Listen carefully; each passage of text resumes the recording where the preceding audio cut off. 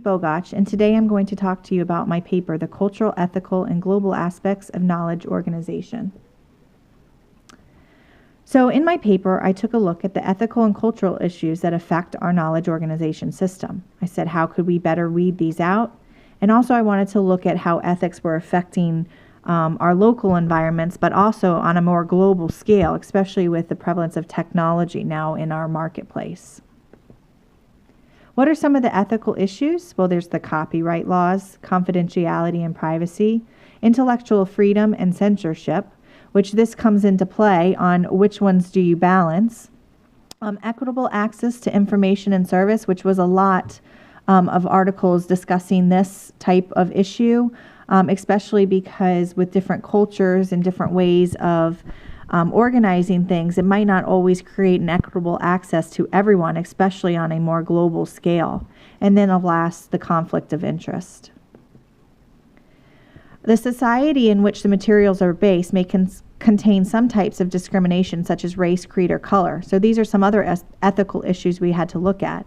Someone who is not familiar with a culture, especially where the knowledge has been organized, may be unable to locate and thus access the information, which is one of the ethical issues we just previously discussed. So how does technology play a role? Well, it provides rapid access to materials made public.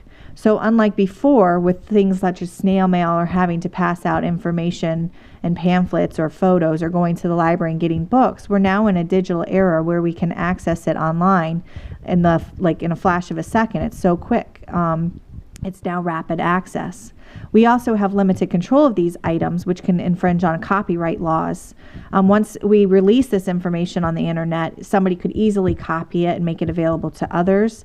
It also gives everyone access to things such as materials we have in class that should not have access to it, or once again infringing on copyright laws, whereas people do not have permission to be using the resources. And not only is it made available locally, but now it's globally as well. So something that we can access here in the United States, people in Europe or Asia could also access, or any other place in the world. It may be appropriate here, but not appropriate in another culture, as well as vice versa. So looking at the cultures, one is unlikely to be persuaded by another culture that isn't from or partial to. So for example, we might access information and have a bad reaction to it, not realizing that in that culture, it's something that is tolerated or even considered pleasurable or good, whereas we don't consider it the same here. It's unlikely to make you have a change of feelings because of culture. Culture is very strong within us. When knowledge information professionals are choosing characteristics for categories, they need to strive to be impartial in their selections. This way, it is available more globally instead of just in the immediate local area.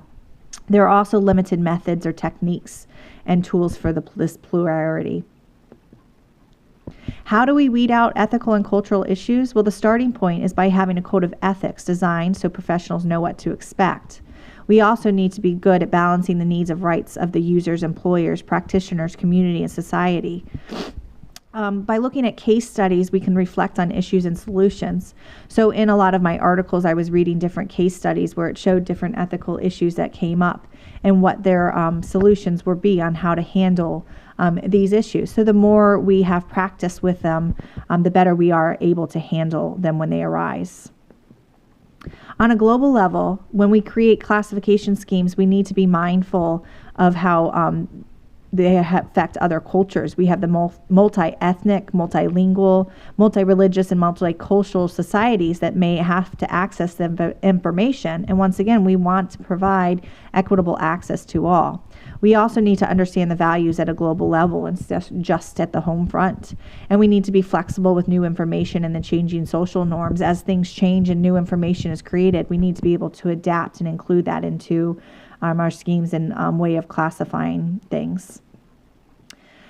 So overall in my paper, we want to make sure that everyone has equitable access to knowledge materials while maintaining the list of ethics. These have been designed in the Code of Ethics that was established to help us handle any issues that arise. And we need to take time to reflect on our case studies that we have learned about. One great example is any of the articles that I had in this paper make great starting points as to a lot of ethical issues that came across in the knowledge organization system. And this way we can improve on ethical or cultural issues we are faced with. But because of the rapid technology, how cultures change, society changes, this is always something that can be improved on. It's not going to be something that's fixed in a one quick solution. So therefore, we just need to continue on reflecting on these case studies and looking at our own ethical codes and making sure that they meet the code of ethics that has been established for us. So thank you very much for listening to my presentation today.